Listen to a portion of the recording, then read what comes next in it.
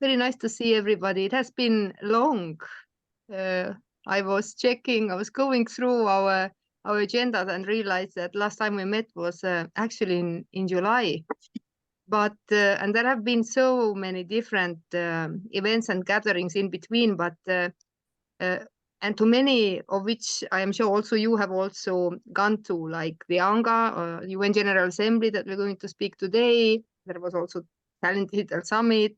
Before that, there was Internet Governance Forum in Kyoto. That was the record-breaking in terms of participation. But I think we can summarize it actually by concluding this year for global technology governance. And at least this is my takeaway from these discussions. Of course, I haven't managed to follow all of them, but it seems that the world and these different stakeholders have come to an agreement that we need some global technology governance. So, and the question, I believe, is how we are going to do that and who is going to do that. And I would say that there is the space is very crowded. There is quite a bit of, I would even say maybe some competition in between international organizations, but also between states and different initiatives. Just yesterday, two big documents were announced, one by G7 and the other by US on more responsible use and governance of AI. But these topics have centered, as I said, also ANGA and IGF, and we will hear more about this and many others. And of course, the UN Tech Envoy also last week announced finally. I think we have been waiting for quite a long time for the 32 people that will work on hopefully a model that we can all agree to on how to steer these very fast developments. But I have to, and I do hope that all my fireworks allow me to get into the agenda, and they did. So I'm wondering, Alex, are you already here? I'm here. How are you, Oh, Nelly? great. Yes, of course. And Alex will probably talk quite a bit about the digital day of the ANGA and some takeaways. And many of us had also pleasure to work with making this very impressive day. And that day perhaps was a bit different, that it did not so much focus on how to govern technology, but how to use technology. So Alex, please, the floor is yours. Thank you, Nelly. Yes, it was great to see you, Maylin. I know you were there, and I don't know other colleagues, but we were well, I guess we can say we pulled it off because there was a lot of stress and preparation. Okay, so let me put up some slides. Let's see if people can see this. I guess you can't see this, right? I'm not doing this properly. Okay, hold on, bear with me. Sorry about this. Okay, now I'm somehow, yep, bear with me. Can anyone see the slides? I guess not, right? No. Not yet, Alex. I'm on Zoom now, so now I'm kind of unfortunately. Okay. Do you want to send the slides to somebody else to share, or how can we help? Yeah, I need to, sorry. Okay, hold on, I'm gonna get there. Oh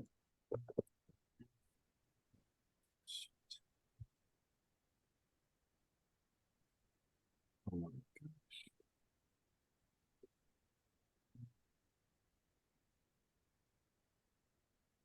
Hello?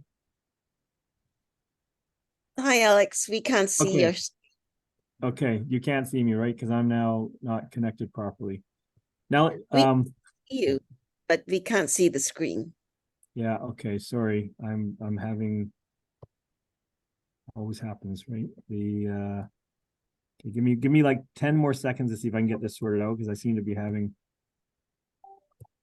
All right. Let me try again.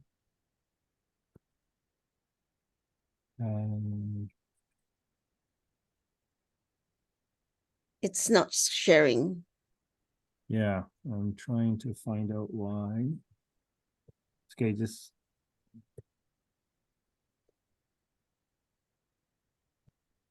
coming.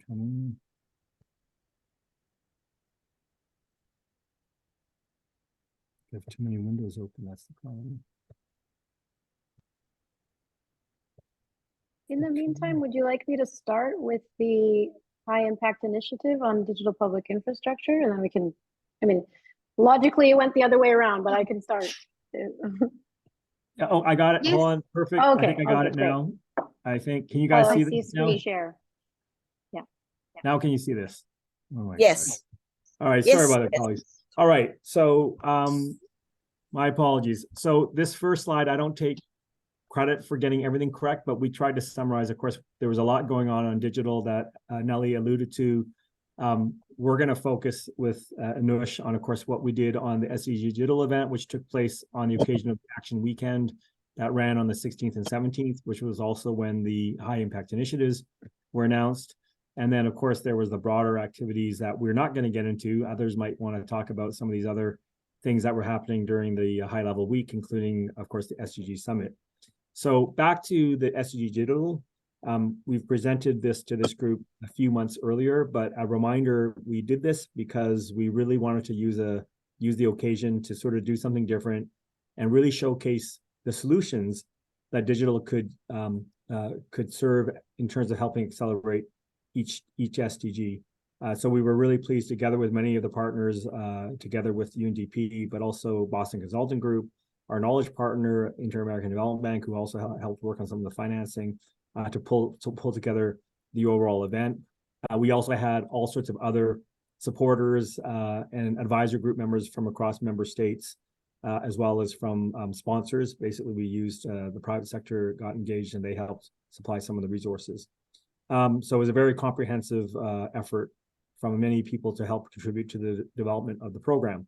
So again, as a reminder, our objective was to use the occasion to really mobilize decision makers from across all the sectors to really have a showcase around the potential role of digital to accelerate the SDGs. Our objectives, as many of you have seen this slide before, was around trying to use a variety of background materials and information. First of all, informing about the urgency, of course, of where the SDGs are, showing the tangible use case solutions, and that was a real feature of the day itself, providing a framework, or maybe I shouldn't use the word framework, providing enablers and ideas on how we can actually initiate action, and that ties into the DPI work. We used a segment to have organizations make commitments and pledges through our Partner Connect platform. And of course, it was really about having the different UN agencies all be part of this. And so many of the solutions that were presented involved our various sister UN agencies. So we did it in the ECOSOC chamber. So that's how it looked like. For those of you that know the ECOSOC room, this was very complicated to produce. We had a full-on event organizer that really had to do a lot of things, but you can see the way the stage was organized, and we had a lot of fun with Akim and Doreen doing a TED Talk type style. That was the idea, that we wanted people to be walking around on the stage. You have a few of the speakers here. I think we had some famous celebrities. We have a robot and a robot dog. So it was kind of fun to kind of put on what we call the show. The outcomes, I mean, just as a recap, I mean, we had a big competition award happening in parallel, which we call the SDG Digital Game Changers. And so 5 awards were given. They were really quite inspirational to see those award winners. We launched the DPI, High Impact Initiative, which Anush will cover. We highlighted some of these new pledges that were made by different entities. And then, of course, we launched what was our sort of key knowledge product, which was the Acceleration Agenda, which had use cases as solutions, as well as country success stories. And just turning to the Acceleration Agenda, I hope we kind of, in our feedback, we realized we should have promoted the Acceleration Agenda more. to the audience. So I'm doing that here in the meeting. So please feel free to go visit the website. It's all on a microsite. And it contains all the content that I mentioned already. And our key messages, really, if I just recap here, the 10 key messages that we wanted the audience or the world to take note. Of course, the first one is how far behind we are in the SDGs. Everyone, I think, knows about that. The second, though, was about how we did some analysis to look at all of the SDG indicators and evaluate how many of those could be impacted if we were able to use digital. So it's roughly 70% of the indicators that make up the SDG targets do have a digital component. It's either direct or indirect. Then we really wanted to focus on the message about how digital technologies can catalyze the transformation and really impact scale. And we also did some analysis to show that certain countries who are adopting digital more fast, not surprisingly, are able to make faster progress on the SDGs, but we did some empirical analysis on that. I mean, the data is complicated to get, but anyone that's into the data, we're happy to have a side discussion on showing that correlation. And then we did the showcasing of the 34 solutions. So that's 2 for each SDG, and many of those were presented in the SDG Digital Day. We had have a little section talking about the fast evolving technologies like AI, 5G, blockchain. Our message here, of course, which is not surprising for this audience, that there's tremendous advantages and opportunities, but tremendous risks. And so all the dialogues and discussions we've been having about the cons or the dangers of using high tech apply here also for digital, right? The bias, not having complete data sets, all that sort of stuff. Moving to the second set of key messages, we also further on talked about the harms and the risks. So again, we don't want to have an unbalanced view here. We want to really focus on some of those harms and risks related to digital. We then, on number 8 here, we introduced the concept of enablers for digital transformation. That was intentional because we didn't want to get into a new framework and be prescriptive, because there's a lot of competition out there. I think, Nelly, you mentioned that at the very beginning. So we wanted to instead stick with a set of core enablers that governments and stakeholders need to consider as they go ahead on digital transformation. So that's there's a graphic that sort of illustrates that in the report. We then, of course, focus on proven digital solutions to scale demand, focusing on how those enablers can work. So that's where we did a lot of the country case studies to illustrate how different countries, Estonia being one of them, profiled in there, and then how we needed a multi-stakeholder approach. And then, moving into message number 11, that we now have to also figure out new ways to finance that work. Frankly, I think we could have done a little more, but we ran out of time. Inter-American Development Bank was trying to mobilize commitments from the DFI community on that, and I think that's a work in progress, and we'll continue on that. And of course, the need for the multi-stakeholder approach, including the role of the private sector. So that's all sort of part of the report. And maybe I'll just finish off by saying that we are already thinking about next year. So next year is a big year, of course, with the Global Digital Compact and the Summit of the Future coming up. And I think a lot of our key stakeholders and hopefully our member states really appreciated this opportunity. So we are starting to discuss how can we, what would be appropriate to do as an SDG Digital 2024 on the occasion of UNGA, maybe just before the Summit of the Future or part of the Summit of the Future. So we're actually talking to the co-facilitators on that. So yeah, we're looking forward to seeing how that develops, and we look forward to engaging some of you or many of you in that as we go forward. Back to you, Nelly. Yeah, thank you. Thank you, Alex. I think next week there is also some sort of a summary of the SDG Day, but perhaps somebody has any question about what you will do in between this year with the results of the Digital Day. I mean, I think a key question. Yeah. Oh, sorry. If somebody has. Kate has a question. Oh, In the yeah, I chat. apologize. I just wanted to see, could you elaborate on how what you're framing as sort of the digital enablers? Sorry, I was trying to find the toolkit really quickly and I couldn't. Oh, I'll try to, actually, maybe Anush can also put that up. No, we just thought that we know everyone's talking about digital transformation and there's different frameworks and approaches. So we just thought, let's just go to basics and what would be a core set of we'll put the graphic on the screen, whether I do it or whether Anush puts it up, but it's pretty, I don't think there's anything controversial about it, but DPI, of course, is part of that. But it's also about that there's also non-technical enablers too, which is the political leadership and all that sort of stuff. Then there's technical enablers, and then there's the application layer. So it's kind of separating that applications need to sit on top of a framework, of a foundation, and it's both technical and non-technical. But Kate, we'll stick it on the screen, and maybe even Anush, I don't know if you have that ready to put on the screen, but I can do it. I'll look for it as you start presenting on the DPI element, and then maybe we can flash that up. It's also elaborated on in that report. Yeah, because I mean, the second part of my question was sort of like how and I watched most of it, but how kind of feedback people are getting about the confusion around, do I go all DPI? Do I focus on my DPG? I mean, or my SDG that I need to focus on, and which sector. And I think we're creating more, it feels a little bit like we're creating more confusion as we're throwing more terms in. And so I like actually the way you frame digital enablers I think you're right. It does sort of just take it out of kind of the terminology debate and really focus on what's required. But I was wondering if you had a more specific, if the IT was taking a more specific point of view, I guess, about how you were advising countries around that.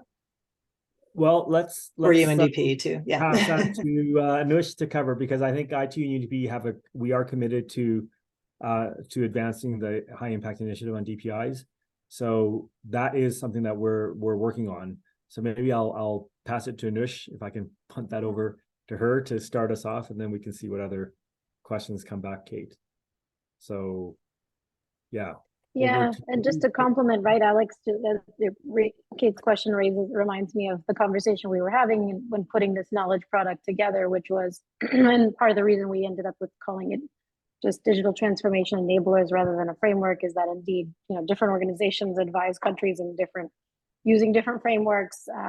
ITU has a framework, the UNDP has a framework, the Tech Envoy's office cautioned us not to sort of do that, because then we might be confusing everyone. So we just went with a more broad base. The intention, I think, with this publication was to be quite broad and sort of just bring together the knowledge and experience from the last decade or more for a general, SDG focused audience. So there's nothing, I wouldn't say, I don't mean to undermine it, but I wouldn't say there's anything drastically revolutionary in the report that you won't have seen, especially people who are on this call.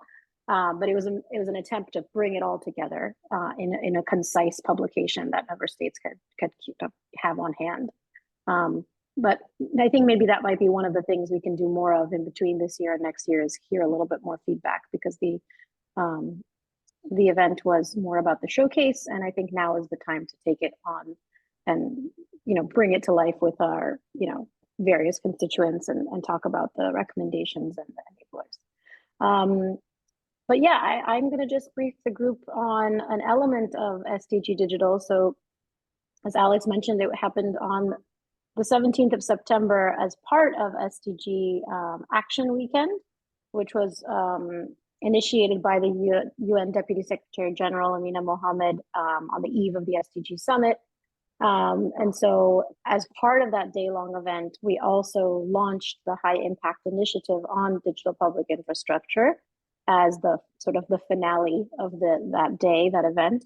For those who aren't aware, that same day, there were actually 12 high impact initiatives launched by the UN system. And they're meant to be cross-agency, and they're meant to focus on mobilizing political will and action to significantly move the needle on SDGs. So other topics covered education, gender equality, energy, food systems, et cetera. And fortunately, within that portfolio of 12 initiatives, one was the one we launched together, UNDP and ITU, on digital public infrastructure. And there was another relevant one for this group to be aware of, which was on data. So it was nice to see that within the 12, there were two that had quite a strong digital and data focus. The DPI initiative, the crux of it is to secure financing and technology for DPI design, development, and implementation at scale. And more specifically, the ambition is to gather momentum and pledges of support to build safe and inclusive digital public infrastructure for 100 countries by 2030. because the intention of these initiatives is that it's meant to, raise ambition and have a goal to get to by 2030. And we're meant to continue to mobilize over the next several years to get there. Participation in the program on the 17th of September when we kicked this off, and the commitments that were made were mostly at the ministerial level, or CEO and head of organization level, which was very nice to have that sort of political buy-in. And there were 5 priority areas identified, universal safeguards being one, so sort of advancing the fact that DPI must have universal safeguards or a framework in place. The second was innovations for the last mile inclusion. The third is that DPI should be affordable and open. The fourth is that DPI should be sustainable and green. And the fifth is that we need to secure financing on DPI to enable acceleration of sustainable development. And so within the program, to kick off this initiative, there were several initial commitments made. I'll highlight just a few and also share in the chat a couple of resources to read a little bit more about the goals and also some of these commitments. It is meant to be more like an umbrella. So some of the commitments were already, things that were in progress, and some of them were new.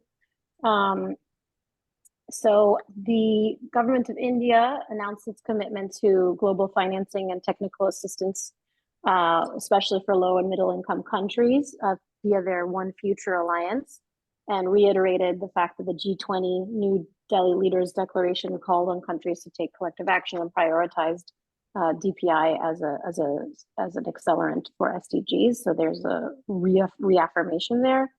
Estonia announced 200 million euro for open source and reusable AI solutions and building blocks such as digital public goods.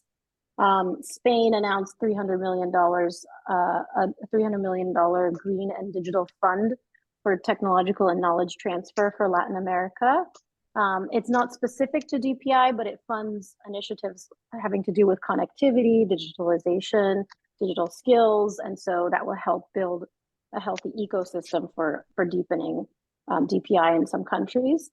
Also in the region, but this was not with a regional focus, the Inter-American Development Bank, which was a strong partner on SDG Digital overall, pledged to lead a dialogue among other multilateral development banks to combine their finances and mobilize capital to finance public infrastructure.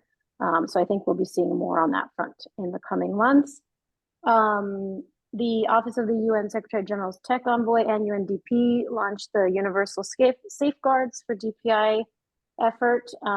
It's going to be a framework that's developed over the next couple of months and we made available for member states to consider in the context of the Global Digital Compact discussions in 2024.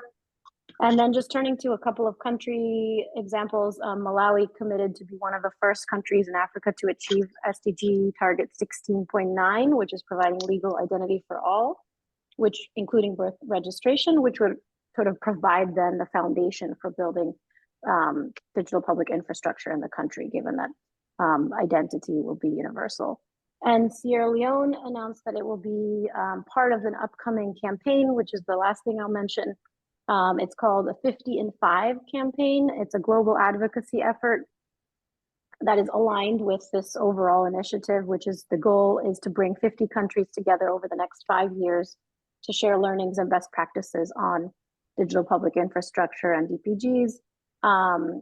And for that initiative, that campaign is led by UNDP, Gates Foundation, Co-Develop, the Digital Public Goods Alliance, and that campaign will kick off with a virtual event on November 8th. So colleagues in this community might be interested in following along for that. I think I'll stop there, but as you can see, it was sort of a big moment to sort of catalyze a momentum and commitments, and it's just meant to nudge and move the needle forward on efforts around digital public infrastructure. Okay.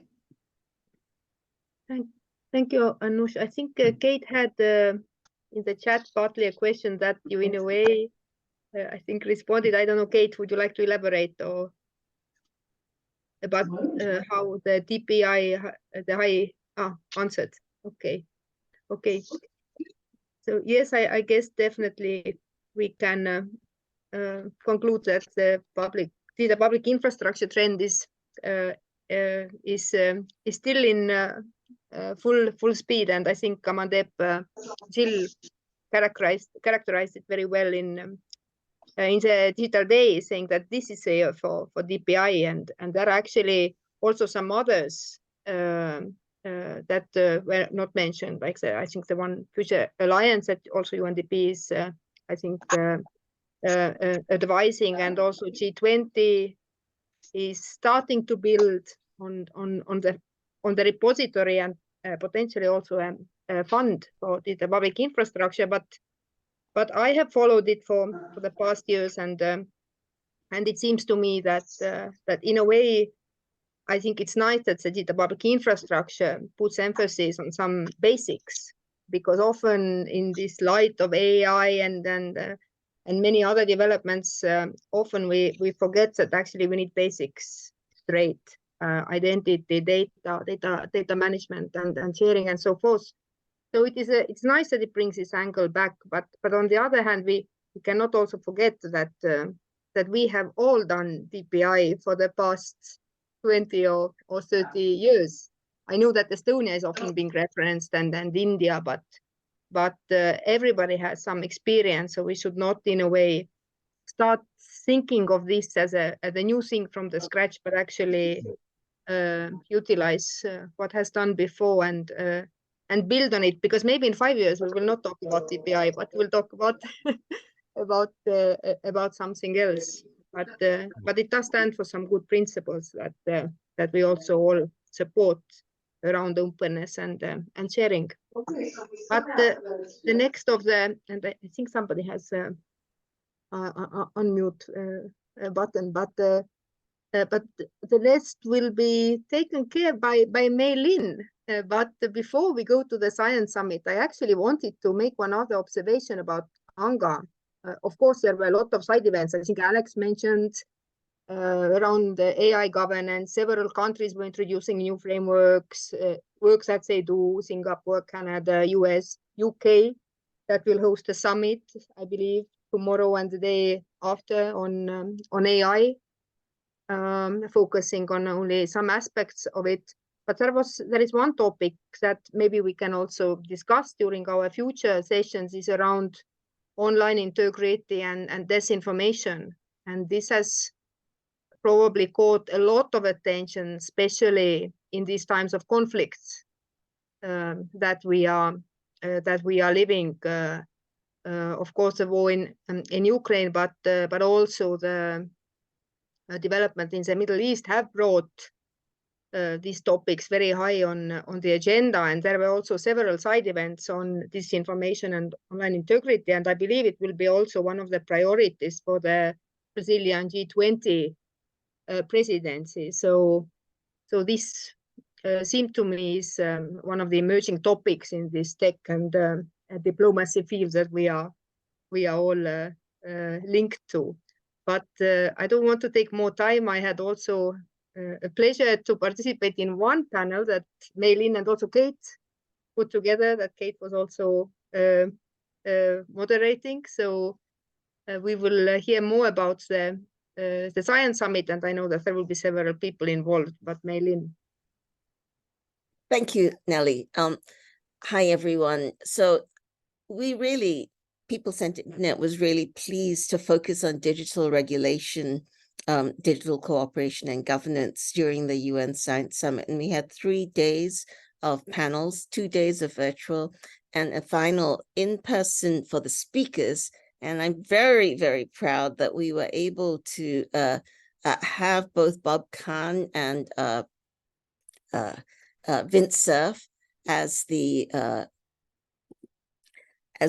key speakers in person, and very, very pleased to present them with Dima Al-Khatib of the UN Office of South-South Cooperation, in a way sort of saying, okay, those are the last 50 years. This is the 50th anniversary of the internet, but the next 50 years, there's women, there's people of different races. And in fact, the possibility of peer-to-peer networking has now moved to South-South cooperation. And it really harks well for the next 50 years. And I couldn't resist putting this photo of the speakers who came together for dinner before, the night before the final session. And right at the end of the table is the chairman of the UN Science Summit, as well as many people who eventually spoke this day. So that was one session that we had. And what we're going to hear today is the session. Sorry, I need to get out of that. How do I stop sharing? Good. And I am pleased to report that I am here in Bangladesh, Dhaka, Bangladesh, where in fact there was a full session on digital public infrastructure and AI for the Zero Digital Divide. And I'm speaking to you from there. We've just had 2 full days on these 2 topics in which Vint Cerf sent a video call, and there's various ministers and people. Anir Chowdhury of Bangladesh was the key organizer. That was one thing. And then the final piece, which was just relevant to today's discussion on digital public infrastructure, is what Bangladesh is doing on digital public infrastructure. Can you see the screen? And what I loved was that they talked about all of these different protocols that are emerging, and how the inclusive digital transformation stack they're proposing leverages both the India stack, the Estonia X-Road, and the Singapore Moments of Life. And I hope we'll see more of this, where the building blocks are now interoperable between themselves. And it means that it gives more choice for countries building digital public infrastructure. I'm very, very pleased to be here. And now I'll just sort of wind up and say, we are really making progress. People are now saying DPI as though everybody knows what it means. Digital public infrastructure is becoming real, and people are doing it, and it's exciting to be part of it. So back to you, Nelly. Thank you. I have, Melin, are we now going through the panels, and Yes. you will be the Oh, yes, that's right. I thought you were the first.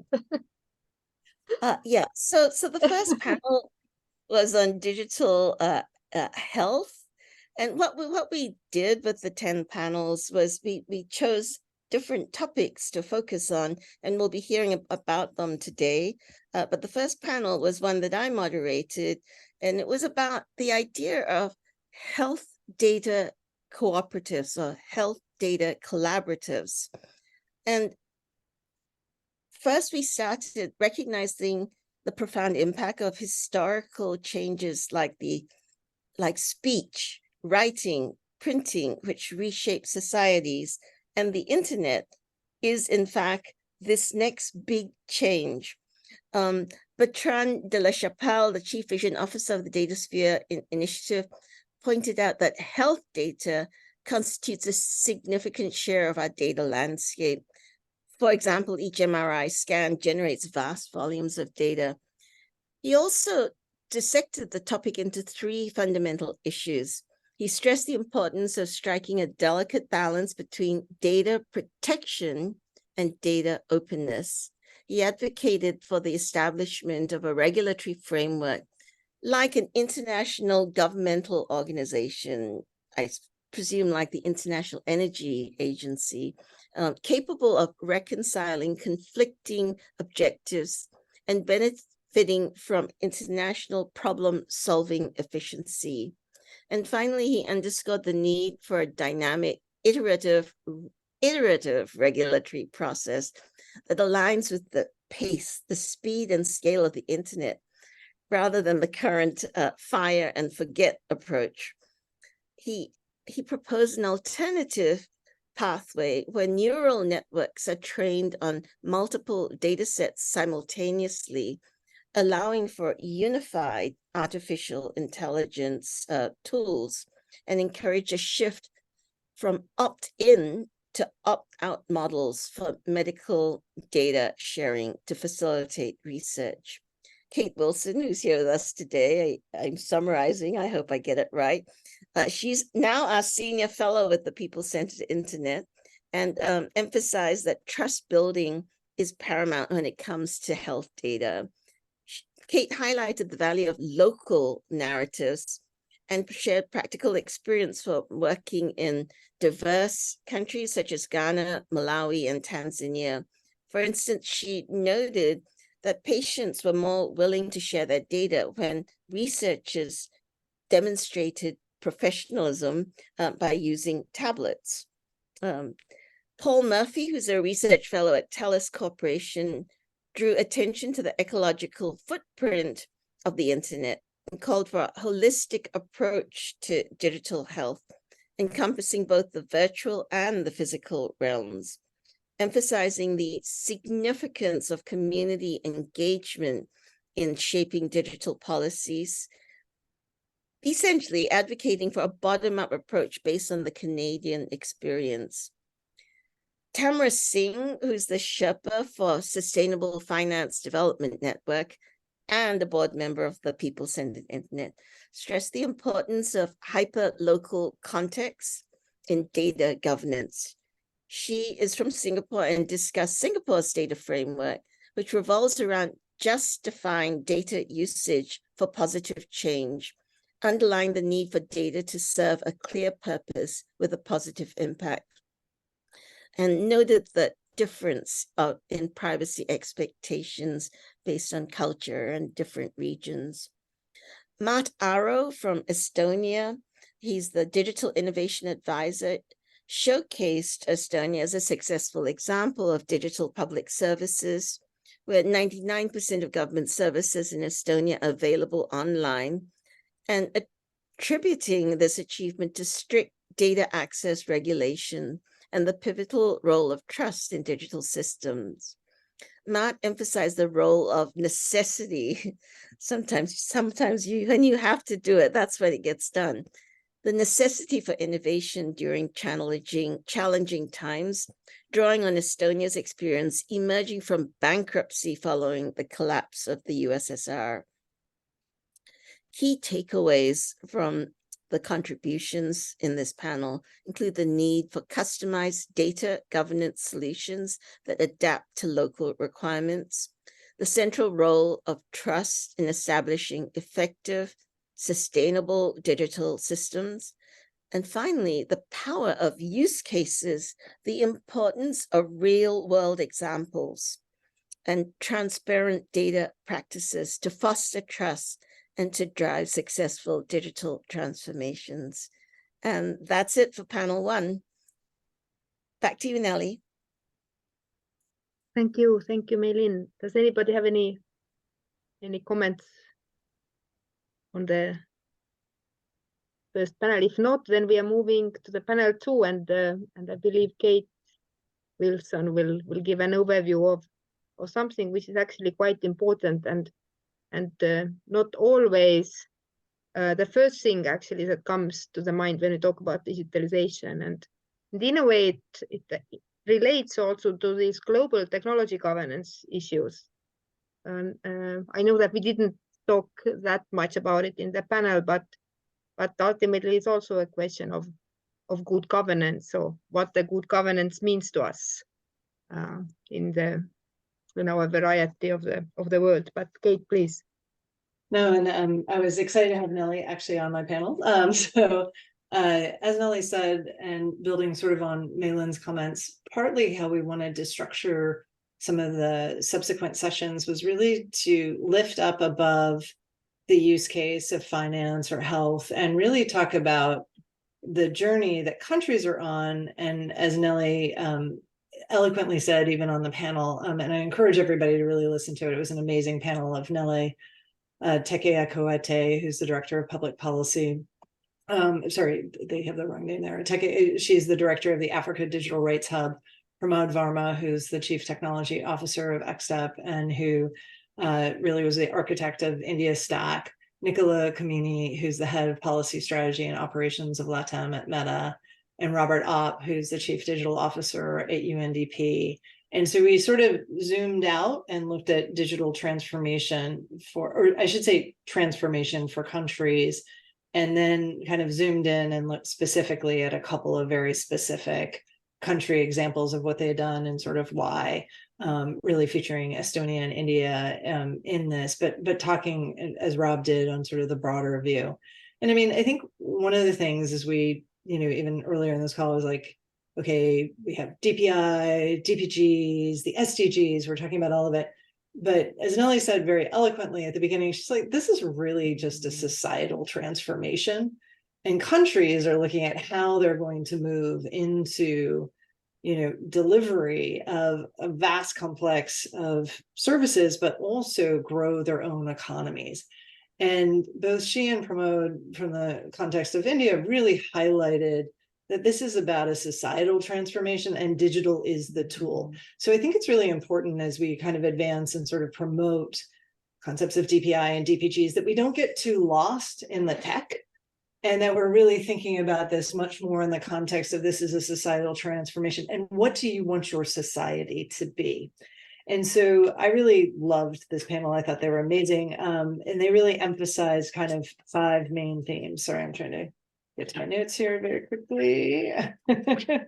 The 5 main themes that they really focused on were how are you going to build that trust? And that really ties into what is the internet, what is the governance, I should say. How are you thinking about data? How are you bringing people into it? That ties into inclusion.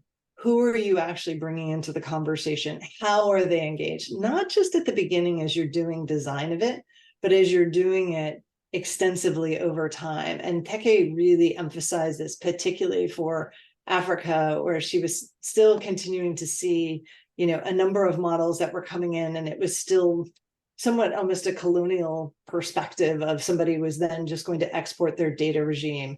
She's like, look, this is really our time to own and craft our future. And so this inclusion is critical, and that it's really being driven by the countries themselves.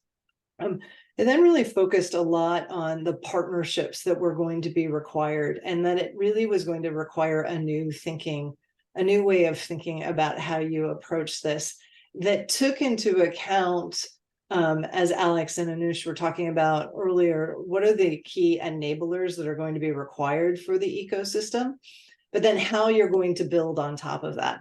And that means, to an extent, sort of changing overall our approach to how we are investing, particularly at country level, where often it comes in and there's large blocks of money. I mean, we even talked about it in terms of Spain's investment. It's a green investment. It's a health investment. It's a finance investment. It's an investment in identity. So how are those coming together? And I was just in Tanzania right after this, and that was for a meeting of the East African Community for the EU. And that was exactly what the countries were sort of grappling with, was how they were going to knit together all of these different investments and specific things and kind of put it together into, to really support this overall transformation. And then the last part, I think, in terms of that partnership and investment is really, and both Nico and Pramod, I think, made this point really eloquently, which was, how are you going to inspire people to build on top of this? That sometimes these conversations have been very focused as it's the government or it's the UN system agencies or other things, but really it's about the network of the private sector within any one country that is going to help build, maintain, and put the new applications on top of it. And that's the only way you're really going to have a long-term local ecosystem that will continue to keep that digital ecosystem vibrant. And so the panel had a great debate, I think, on what does it mean to actually build an ecosystem, how one might do it. We all talk about it as being essential in building local capacity, but we really haven't made great advancements yet in how to do it. And that's sort of the next place that we really need to focus if we want to truly help achieve, I think, either this 50 and 5 or 100. It's not going to, we can inspire people to do it. And I think that's, as Nellie said at the beginning of this call, well done. But now we're to the hard part, which is the how, and how is it get maintained? And I think there's a lot more thought that still needs to be required there. And I think this panel did a great job of highlighting that. Thanks. Nellie, do you want to add anything to that? Except that it was a great panel discussion, and Pramod is always a pleasure, as many others, but those who have followed some of the Indian developments, some of which are impressive, I believe it's definitely always a pleasure, but and always interesting to hear. So I enjoyed, but of course, we have been, and I think partly Mei Lin also wrapped it. It's around the trust is actually a simply practice. So we may talk about different frameworks, different principles, regulations. We can create this perfect legal or policy environment, but it's not really enough for people to start trusting digital, because it may simply not work, or they need some practical proof that these things can be useful and perhaps and that they actually work well without big issues. Yeah, and I would also add, if I could just, yeah. oh, I'm sorry, Mm-hmm. I just wanted Please. to add to that too, because I think you raised a great point, which I missed, which is sort of on building that trust side, but also just the transparency of the systems. And I think you highlighted this really well, that people's ability to kind of look in, and Teki did as well, people's ability to kind of look in, stare at the situations and then understand when things went wrong, that it's a compact between citizens and people providing the systems, which could be a government, could be the private sector, but that transparency between those really was going to be a huge part of what was required going forward. And that we needed to kind of come up with what some of those mechanisms might be, I think. Thank or you. alternative mechanisms. And I apologize that I don't see the raising of the hands for some reason very well, but I know that Ilan Shabai has raised the hand, so please. Thank you. Yeah, I'm on.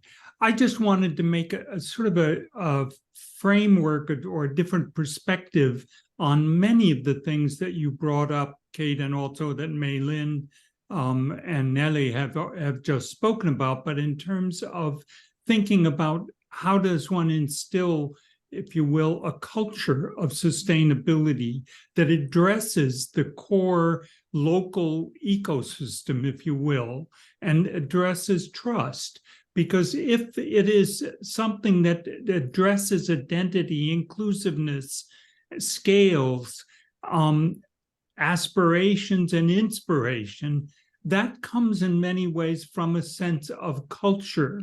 And if that sense of culture can be made consonant with the changes in society that we talked about at the beginning, then I think we have a better chance to actually move this forward, more than just moving it forward, but then keeping it, rather than sort of being, okay, we take care of a technical issue now, and we go back to something else later. So at least I'd like to suggest that that may be a helpful way to think about some of this. Thank you. Thank you. Thank you. I think sustainability is probably one of these things that often gets carried away with many things that intervene from politics to technology, but definitely an important aspect in building trust. If anybody has no comments, then thank you, Kate and Ilan, and we will move then to the panel 3 to Tony Lacavaro about financial services and inclusion in a way. That's true. And my apologies. I do have to hop in about 10 minutes. But I had a very interesting panel with the Kenyan ambassador to Belgium and the EU, Ndemo Vitang, and who was in his career kind of responsible or working with Safaricom for its launch during its launch of M-Pesa, and you know, in order that effectively increased the Kenyan population's access to financial services from something like 30% in 2006 to north of 87% by 2019, which is, you know, quite amazing. And so the question was, you know, obviously the technology was a big push, but also the regulatory environment. How do you get that technology, you know, call it approved, and have a regulatory regime that can not only accept it and allow it to come to market, but also can at the same time provide the necessary oversight to make sure it's not, you know, nothing's being abused and the people aren't subject to unnecessary risk, which sort of leads back to a point that was made earlier today. Unfortunately, I would say one of the big takeaways from that is, you know,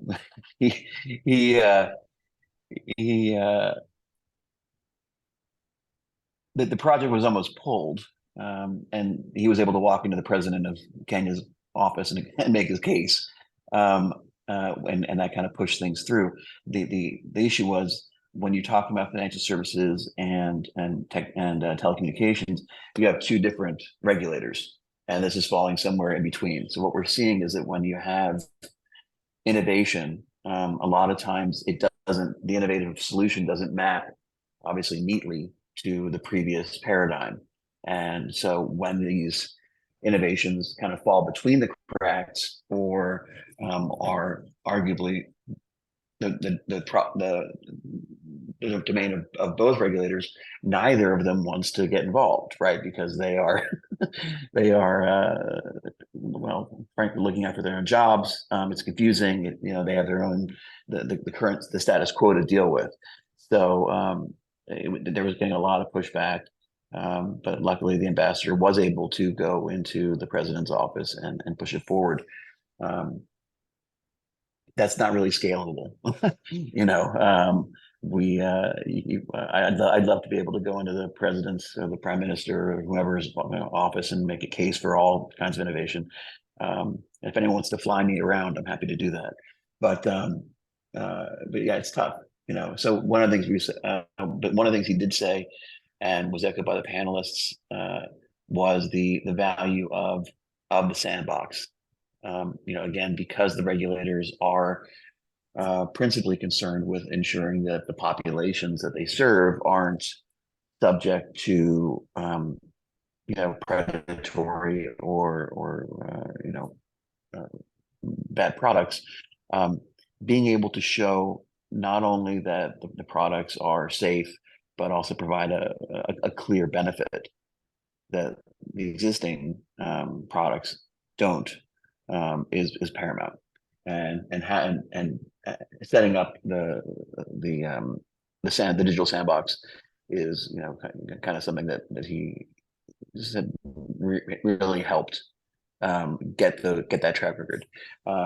Very similar to Suruchi from Giant Protocol, talking about the tokenization of broadband, allowing for more equitable access, or call it better economics and better use of broadband through tokenization.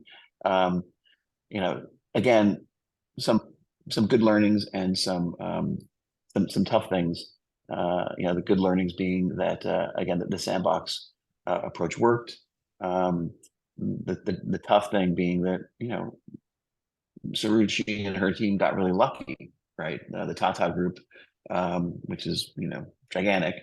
They underwrote a lot of the early work that she was doing, she and her team were doing, and so again, not really scalable. But I think we start to see, you know, we have to get some of these larger players to commit materially in order for the products to even come to market, and then really work with the regulators early on to get them comfortable with that. And it's not an easy task. We had Suzanne from the French National Institute of Science Research, was talking about one of the things her group does is, regular briefs with the government to provide insights into some of these novel technologies. And so, it's about finding, if you want to change regulation to embrace digital innovation, it's about finding the folks that the regulators depend on as well, right? They are not experts in these new technologies, and again, their principal concern is the taxpayer or the citizen's safety. So, who are they leveraging in order to go to get up to speed on some of this new stuff, and making sure you're working with them. So, all in all, I think it was a very interesting conversation. I think M-Pesa certainly provides an interesting case study. Tough to draw a blueprint from it, but I think there were some real learnings that can be applied to some of the other initiatives that are going on. Any questions? Thank you, Tony. And I noticed that Matthew had a hand at some point. Yeah. Please. Thank you, Hannah. Hi, everyone. My name is Matthew Parent, and I'm product director for Salesforce. And Tony, I think it's really interesting to hear your treatment of the regulatory sandboxing and the POC, or like experiment you did with Tata. I would love to catch up with you outside of this, because at least I've been leading a lot of different types of options around regulatory sandboxing and what role it can provide, not just for the first step of introducing a new product into a given market, but the constraints that I really think about a lot is how that affects the continuous deployment of new software technologies for a given product that's already in the market. And then also how, in this world where generative artificial intelligence is very much part of the conversation, and how a given learning algorithm is very much designed to change how it weights different outcomes in production, and like what role a regulator would expect in that kind of conversation. So I haven't seen what Tata kind of put together and what their approach is for those very few specific use cases, but that's something that I've wondered a lot about, and I'd love to kind of catch up outside of this to kind of see if you have any specific details on that, or if you have any ideas right now that you can share with the group. I'm sure others might be interested. I'd love to. Again, I have to hop at 12:30, unfortunately. I will say that from my experience in financial services and working with regulators here in the U.S., it really is a kind of, it is about the tip of the spear, right? And once you puncture it, it's very easy to push other things through, which is unfortunately what led to a lot of, the repeal of Glass-Steagall and things like that, right? And crazy exotic derivatives. Like once you allow, Black-Scholes and some of these things to gain acceptance, it's very easy to not easy, but it's based on precedent, right? Like, well, you let them do this, so therefore, so. But no, I absolutely would love to hear some more about what you're doing, and I'll circle back after later today. All right, thank you all very much. Oh, I'm sorry. Any last questions? Thank you, Tony. No. Thank you. Thank you, and thank you, Matthew, for this question. We will actually continue a bit on the topics that was started. Minerva from UNDP will give a summary of the fourth panel that I actually focused on regulatory sandbox. So please, Minerva. Thank you so much, and much to think about. I actually prepared a little bit of intro, which I'm now going to to change based on what I had. All very, very intriguing. Let me first of all preface Nelly to those who have not met me yet. I've been part of this discussion for quite some time, but it's been quite a while because I made a transition, and I was asked to moderate this panel, and I'm joining you from a different perch. I'm now sitting at the UN Office for South-South Cooperation, and it's a special unit within UNDP with a specific mandate arising from the member states, from the UN system. And I'm specifying that mainly because it really shaped my perspective in going into the panel, which was very rich, conscious of the countries that are being left behind, or at least being left behind. We reference the 20, we reference all of these massive transformations going on in the digital sphere, but we have to think about the countries of the global south who are in need of the expertise around this table.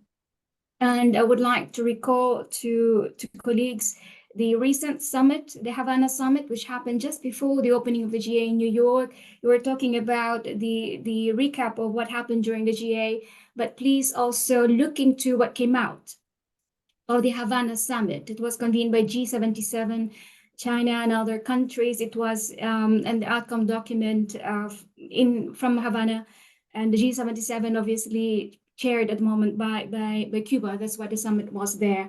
And I will end in a bit my summary of the panel in bringing us back together into coming global processes where I think this expertise around the table needs also to be engaged in.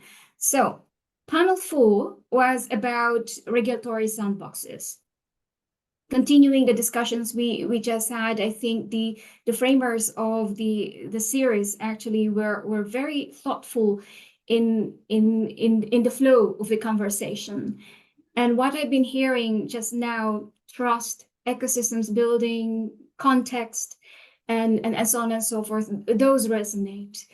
And I must congratulate PCI for convening this group of experts to go into the topic.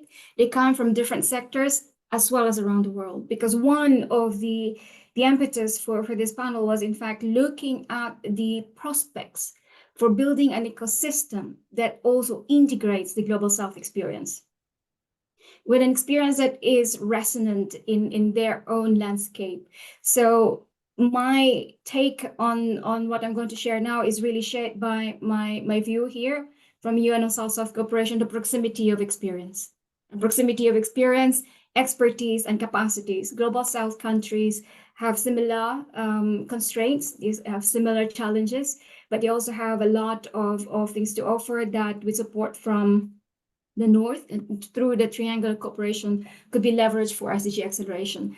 Now, we have seen the adoption of digital technologies through COVID-19, great use of digital tools for addressing gaps. But one of the things that still need a lot of attention is the area of regulatory frameworks. This is a crowd familiar with the concept, but I am speaking with conscious of the governments that we work with, who are the policy makers, decision makers who are not very familiar with these concepts and these approaches.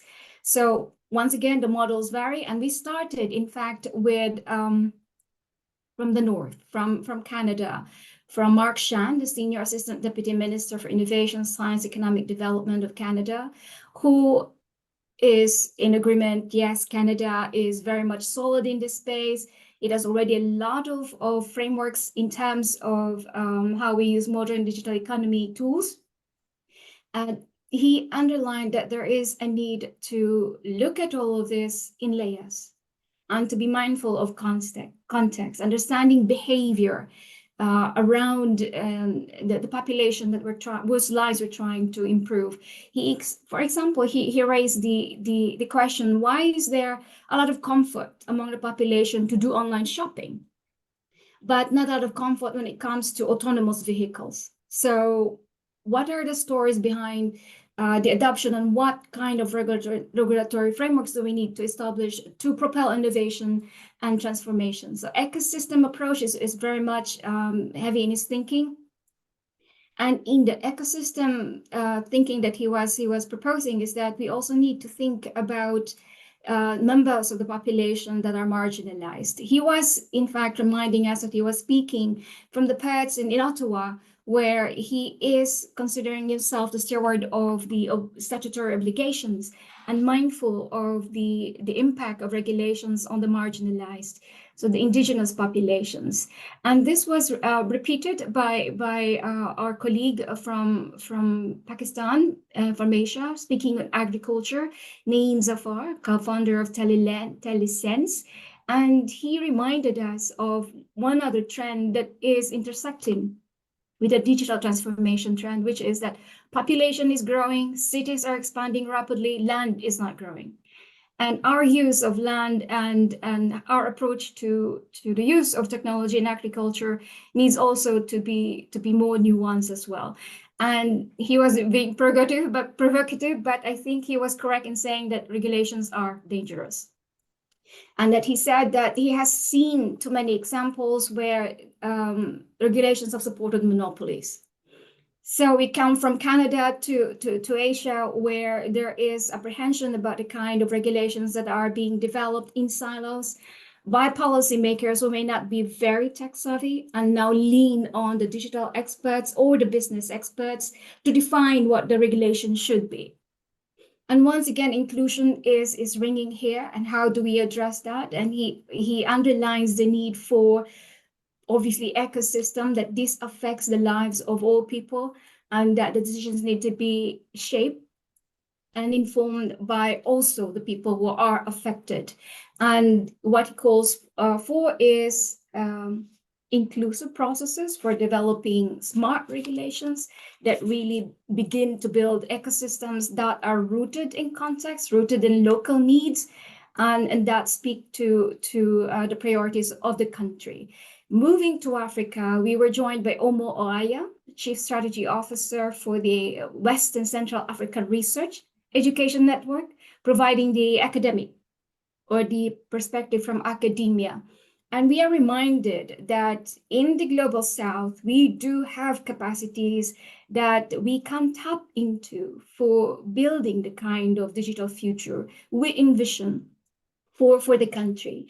And the ecosystem, once again, that we are trying to develop needs to integrate these capacities from the Global South. So then the future that we envision is not just shaped by the expertise and capacities that speak to the kind and the level of technology that is familiar to the North and still probably just emerging in the Global South. So we have a lot of intellectual capital in the Global South that we need to leverage. And one of the things that is still missing in this discourse is how we develop networks of experts that connect the North and the South also in this space, and in fact begin to build the capacities of the academicians and the research and education networks in the Global South to elevate them to be active actors in the building of the ecosystem from the ground up. So from Pakistan back to Asia, we were joined by Zaid Jamil, the member of the Evaluation Committee for State Bank of Pakistan for Digital Financial Services and Innovation Challenge Facility. He's a legal expert and gave us a legal perspective with a soul. So he reminded us that not all regulations are dangerous. In fact, the Telecommunications Act of the US is very instrumental, especially Section 230, instrumental in the flourishing of the social media. So there is a lot that can be unleashed by the proper or relevant and context-specific regulation. But then again, he underlines that the trust is not automatic. And there needs to be, once again, engagement of all stakeholders for that trust to be built. And transparency is very much a part of that. And it's not just about creating smart regulation, but really beginning to build, once again, that ecosystem that speaks to the reality of the national context. So multi-stakeholder engagement is reinforced by Monica Estrada Tank, our speaker from Latin America this time, who spoke on public and governance angle of the discussion.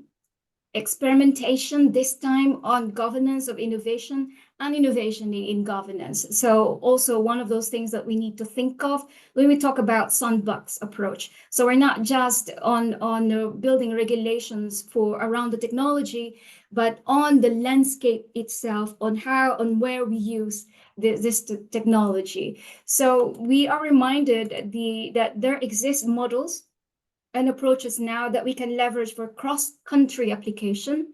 So more to come probably from Monica on this when we hopefully delve more into the application and the cross-pollination across regions. We were joined by Lorraine Porchon-Collet, co-founder, executive director of DataSphere Initiative. I think Lorraine is here. And feel free to add more, Lorraine, because I'm speeding through this mindful of the minutes. And Lorraine reminded us that how we build the frameworks matters. Agility is not automatic. We need to unlock the value of data. Once again, there's a lot being raised around data, but he reminds us that we need to be mindful also of what data, the context and where we use the data, the appropriate tools for dealing with the complexity that is arising from this work. And that data is much touted and much celebrated, but it's not a silver bullet for all problems. And there is a tool for addressing crucial issues, but then once again, we need to be mindful of how we appreciate those issues. And last, Nelly, on my last minute, we were joined by Maylene, who was gracious enough to pitch in the absence of Diego Milano, whose flight was delayed. And Maylene reminded us on the roots of PCI itself and the roots of all the things that we do, which was WSIS, the vision of the Information Society. You will recall the summit in 2003, 2005, when it was talk about information society to the knowledge society, now digital economy and society. So inclusion is at the heart of everything that we do, and we cannot come up with regulation that makes sense if it's not people-centered. It has to work for the people. And we need not just communities of practice, we need not just experts, but we need networks of communities that represent really the primary needs of humanity. And she cited that there are some gaps in what we do now.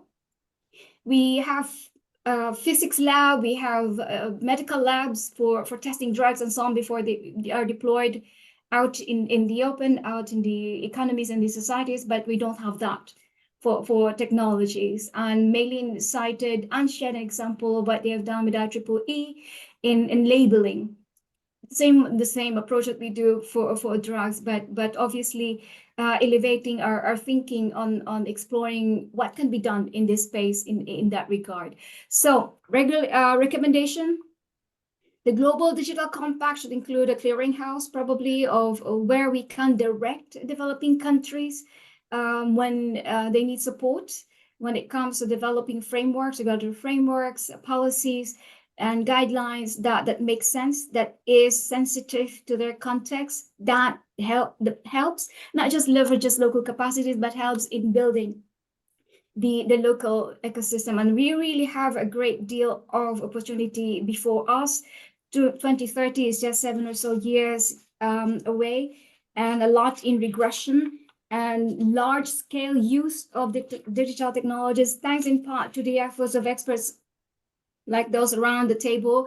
Adoption is quickening, but we need to match the quickness in the adoption in the quickness with how we ensure that adoption really is trying to or helping us achieve the kinds of future that we envision by 2030. So let me recall to colleagues, and here I close, a couple of areas where you need to engage in. LLDC3 in Kigali coming up. Hopefully you can go, so then you can start to influence the discussions on what really matters to landlocked countries. And then for the SIDS coming up as well. So over to you. Thank you so much, Nelly. Thank you, Minerva. And considering the time, Matthew, maybe you can put your question here and we can take it further. But we have definitely two great panels. Well, 3 to cover, but we will definitely cover 2. So I will quickly hand over to Anastasia Kalinina from Restate to talk about digital rights. So thank you, Minerva and Anastasia. The floor is yours. Nice to see you again. Thank you so much, Nere. Let me just dive straight into this because I know we're running out of time. Even though the panel was incredibly interesting and I could speak about this panel for hours, I'll try to keep it nice and short. Having said that, you know, the topic of digital inclusion and increasing inclusion in data and digital rights discussions was of the utmost importance. So our discussion revolved around the critical issue of digital regulation and their often unintended neglect of women and non-dominant populations. So as a scientific community, we're forging ahead, and it's becoming very imperative for us to actively involve these communities to ensure that their unique needs are considered in policy making. So the whole discussion was focused on various examples from around the world. And we've had a lot of super interesting examples from Tanzania, which had a remarkable journey. Justina Mashiba, who is a CEO of Universal Communication Service Access Fund, told us a remarkable story of the achievements that they have made under her leadership since 2009. The organization's primary mission is to extend communication services to underserved rural areas where women and children constitute a significant portion of the population. So Mashiba has told us about how they managed to connect close to 15 million people, most of them, about 80% of them, being women and children in rural areas. And that was a hugely inspiring example of how this could be done. And we had another person from Tanzania, Nima Lungarini, a member of parliament, who emphasized the leadership role that women have to play in these matters. And she firmly believed that placing capable women in leadership positions is a valuable lesson other countries could learn from Tanzania. And she also unveiled her brainchild, the Amuka Hub Center, that is designed to impart digital skills and literacy to girls, youth, to teachers, government officials in peripheral regions. So a lot of great examples there.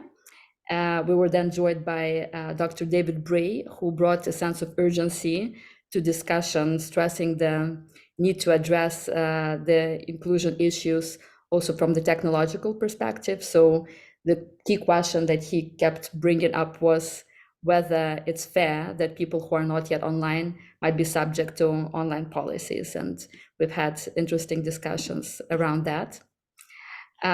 We were then joined by a civil servant at Global Affairs Canada, Tara Denman, who emphasized the importance of consultation in policy development as a key way to bring in those voices that are not always heard. And she has highlighted, for that matter, that narrowing the scope of who is consulted on policies leads to policies that not only reflect a particular portion of society or community, but is inclusive of many different layers of society. She also advocated for collective learning and challenging each other in the policy development practices. And consultation, she emphasized, does not equate to veto, but rather involves the inclusion of multiple voices. And finally, we had Jane Coffin, who was a former senior vice president of Internet Growth and the Internet Society, who has shared some inspiring stories as well about FCHICS. It's a group of technical women in sub-Saharan Africa who received support and mentorship to overcome cultural and religious barriers. She stressed the significance of organizations championing the cause of underrepresented groups in tech sector and helping them navigate the various challenges they face. So these speakers gave us a lot of great insights.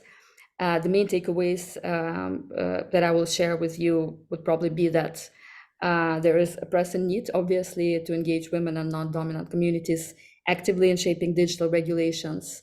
Some countries are championing these examples remarkably, such as Tanzania, with a focus on women and children. The urgent calls were made to address the inclusion issues to keep up with the faith-based tech landscape and inclusion on the tech front, and a focus on the consultation and policy making and the importance of multiple voices in crafting policies is highly remarkable. So in the interest of time, I'll stop here, but happy to take questions or continue these discussions as we move along. Thank you. Thank you, Anastasia. Would somebody like to comment or step in with a question? Yeah, if not, then I will just comment from my side before moving further, as we now save some time, that I think these digital rights are increasingly also in the tech governance and diplomacy agenda, as the also United States recently appointed digital rights special envoy, who is the long-term diplomat, Elaine Donahoe. So we are, who also covers actually digital public infrastructure as one of the topics, in addition to many other rights-related questions, the ones related to women and girls that you also talked about. So I'm sure we will hear more about this also in our future sessions. And I noticed Yolanda also from ITU here, and I wanted also to make an announcement actually that and Kate is also here, who is a mentor that we last week onboarded or launched a big Women in GovTech initiative that we are training and mentoring women all over the globe, and this is a very fascinating initiative. So so those who are not yet part of it can probably look what is going to happen, and we will, I'm sure, ITU Germany and DIAL, that has been also supporting this, will one good day share the great stories together with all the great participants from Bolivia to South Sudan to countries where I haven't been to. So many things are ongoing. So thank you, Anastasia. But we are moving then forward to the panel on digital cooperatives. And Gael, if you are, and you can introduce yourself also with your full name, because it's quite a task. So please, and then Meilin will end with her notes. Thank you, Nelly. My name is Gael van Weenberg. I'm from Brussels. Gael is French, and van Weenberg is Dutch. So I'm representing the two sides of my countries. And yes, thank you for the opportunity to talk about the panel we had at the Science Summit this year on digital cooperatives, data cooperatives. And I want to give a brief introductions and the outcome that we have. So data cooperatives represent the idea of a more democratic and cooperative internet. And in essence, there are community-owned organizations that manage data for the benefit of their members. So they combined two elements: the new asset class of data and the cooperative values of mutual empowerment. So as data is the core of the digital economy, and within the prospect of a data-saturated future, who controls data flows is of utmost importance. And in that sense, they represent a practical approach and a new perspective on the potential of digital transformation. So the potential, and there are new phenomena, so we can only speculate and contemplate possibilities. But first and foremost, they allow users to maintain control over the data, protecting privacy and digital well-being, thus creating a healthier relationship to digital tools. Also, users and business can finally gain access to aggregated data, which is not kept behind closed doors anymore. So they can see the map of the territory they're in, and they can gain better insight. As an example, SMEs can better understand the markets they're in. They can secure loans by using data as collateral, or they can gain foresight capabilities to better adapt to evolving markets and to a dynamic world in constant flux. So on the community side, they can associate indigenous communities as financial beneficiaries of the commercial exploitation of their local resources, which also serves as an incentive for the sustainable management and conservation of biodiversity. And also because good AI depends on good data, online communities can sell quality assessed data to third parties, influencing, if not defining in the future, data markets. So they are not only a theoretical construct, they already exist in various industries, ranging from healthcare to mobility. Yet they remain a fringe phenomenon as they face the same challenges as any startup, with the additional constraint that they place purpose above profit, which is a non-repellent for traditional investors. So a potential solution is emerging among scholars and practitioners, which is for data corps to join forces, pool resources, and address problems collectively so that they can overcome challenges that are otherwise overwhelming to single entities. And this brings the question of decentralized coordination and governance to the center of the conversation.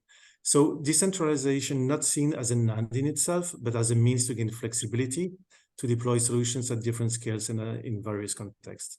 So crypto has brought the idea of decentralization into the mainstream, but we also witness the limits of a technical and market-driven approach when applied to community dynamics. So we need to innovate on, and that's my own belief, we need to innovate on a community-driven and human-centric approach to decentralization, especially since data cooperatives are built on the principle of fiduciary representation. And this highlights the relational aspect of trust, not only trust in the integrity of the infrastructure, in processes or in regulation.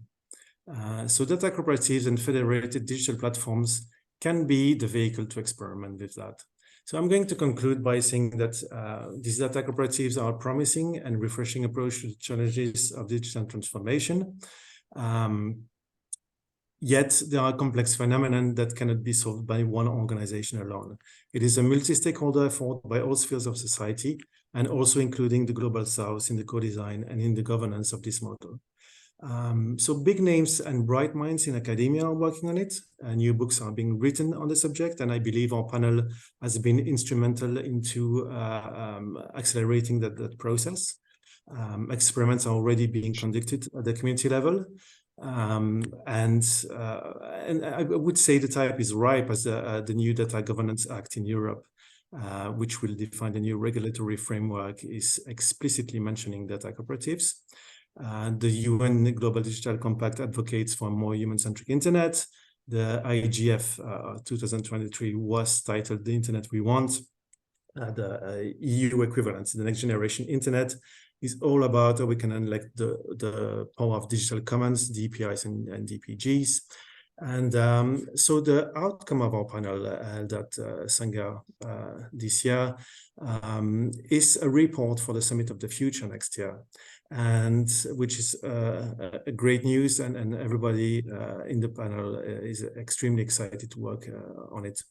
Another outcome, and a big one, is that Operas, and I share this in confidence because nothing is official. Operas, of which I'm part, is a large research infrastructure in Europe and a federation of more than 50 research institutions for the promotion of open data in social sciences and humanities. And Opera is currently trying to understand how they can set up test beds and sandboxes that ultimately lead up to the formation of digital cooperatives and DPIs.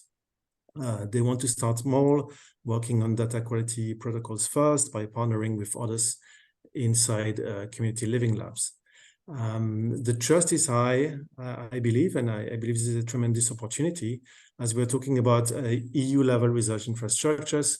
We're talking about social sciences, academic practices. We're talking about inclusivity, North-South relationships, because in these community living labs, we want to partner with colleagues in the South. It's about multi-stakeholder governance and a comprehensive approach on trust. So infrastructure, processes, regulation, and relational trust, on which we also do have ideas. So the cat is out of the bag and the time is ripe for change. And these data cooperatives, they, I believe, in comparison to other more abstract terms like DPIs, they can be the concrete vehicle to and the test ground to initiate a shift and from a focus on technology and profit to the one on purpose and people. And I believe they can be a practical approach to what we've been talking about tonight. Thank you. Thank you. Thank you so much, Gael. I know that we are exactly at the end time, but if somebody has a question, please raise your hand.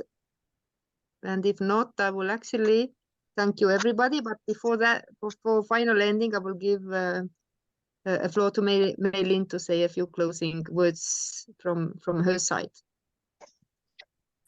First, I want to thank all of you for comments and contributions, but I must actually say how important the series of panels was. It was the first extended series on digital regulation in a multi-stakeholder context at the UN Science Summit. And we will be repeating this next year in 2024, where PCI has been named the co-chair for digital regulation for the UN Science Summit next year. In service of that, we will be writing up all of the things you've just heard. And thank you, Bertrand, for raising your hand to say you're interested in being a reviewer.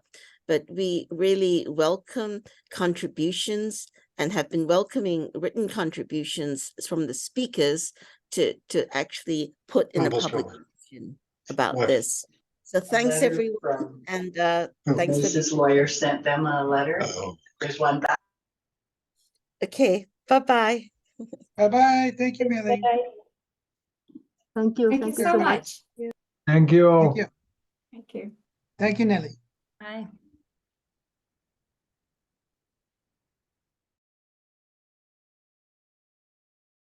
Gail, that was wonderful.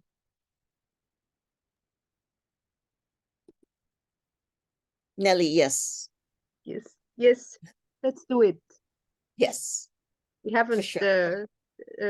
talked a long time. Only saw you from afar from New York. It was quite. And even at Tallinn Summit, it was very short.